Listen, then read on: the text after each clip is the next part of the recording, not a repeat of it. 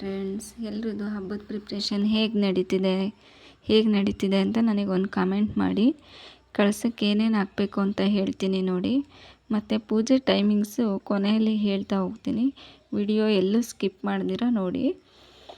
ಕಳಸಕ್ಕೆ ನೀವು 2 ಕಳಸ ಏನಾದ್ರು ಇಡ್ತಿದ್ರೆ ಕೆಳಗಡೆ ಒಂದು ಬಿಂದಿಗೆ, ಮೇಲ್ಗಡೆ ಚೊಂಬು ಆ ಥರ ಏನಾದ್ರು ಇಡ್ತಿದ್ರೆ ಕೆಳಗಡೆ ಬಿಂದಿಗೆಗೆ 1/4 ಭಾಗ ಅಕ್ಕಿಯನ್ನು ಹಾಕಿ 3 ಥರ ಅಥವಾ 5 ಥರದ ಹಣ್ಣನ್ನು ಹಾಕಿ, ಮತ್ತು ಕಳಸದ ಚೊಂಬಿಗೆ ನೀರು, ಹಾಲು, ಸಕ್ಕರೆ, ಕಲ್ಸಕ್ಕರೆ, ಒಂದು ಬೆಳ್ಳಿ ಕಾಯಿನ್ ಇಲ್ಲಾಂದರೆ 1 ರೂಪೀಸ್ ಕಾಯಿನ್, ಡ್ರೈ ಫ್ರೂಟ್ಸ್ ಮತ್ತು ಲಾವಂಚದ ಬೇರು ಅಂತ ಸಿಗುತ್ತೆ, ಲಾವಂಚದ ಬೇರು ಇಷ್ಟನ್ನು ಹಾಕಿ ತಟ್ಟೆಯಲ್ಲಿ ಅಕ್ಕಿನ ತುಂಬಿ ಅದಕ್ಕೆ ಕವಡೆ, ಗೋಮತಿ ಚಕ್ರ, ಕಮಲಾಕ್ಷಿ ಬೀಜವನ್ನು ಹಿಡಿ. ಒಂದು ಟೇಬಲ್ ಮೇಲೆ ನೀವು ಕೂರಿಸ್ತಿದ್ದೀರಾ ಅಂದರೆ ಒಂದು ಪೀಠ ಅಥವಾ ಮಣೆ ಇಟ್ಟು ಅದರ ಮೇಲೆ ರಂಗೋಲಿ ಹಾಕಿ, ರಂಗೋಲಿಗೆ ಅರಿಶಿನ ಕುಂಕುಮ ಹಿಡಿ. ನಂತರ ತಟ್ಟೆ, ಕಳಸ ಎಲ್ಲವನ್ನು ಇಟ್ಟು ಸಿದ್ಧತೆ ಮಾಡ್ಕೊಳ್ಳಿ.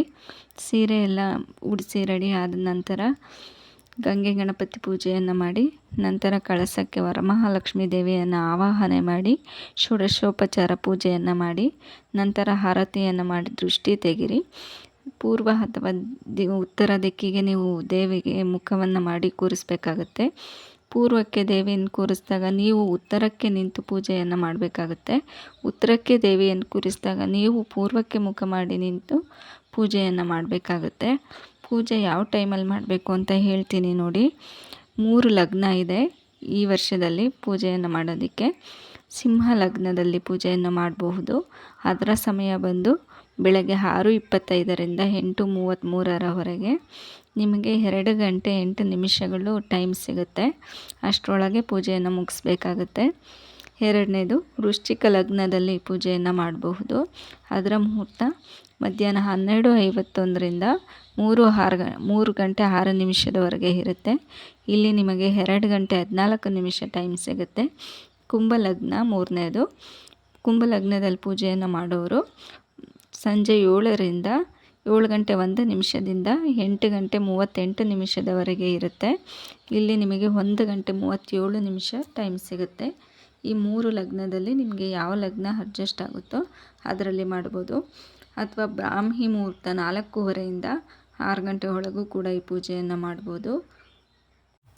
ಮತ್ತು ಸಂಜೆ ಗೋಧೂಳಿ ಟೈಮಲ್ಲಿ ಸಮೇತ ಈ ಪೂಜೆಯನ್ನು ಮಾಡ್ಬೋದು. ಈ ಟೈಮಲ್ಲಿ ನಿಮಗೆ ಯಾವ ಟೈಮ್ ಅಡ್ಜಸ್ಟ್ ಆಗುತ್ತೋ ಆ ಟೈಮಲ್ಲಿ ಮಾಡಿ.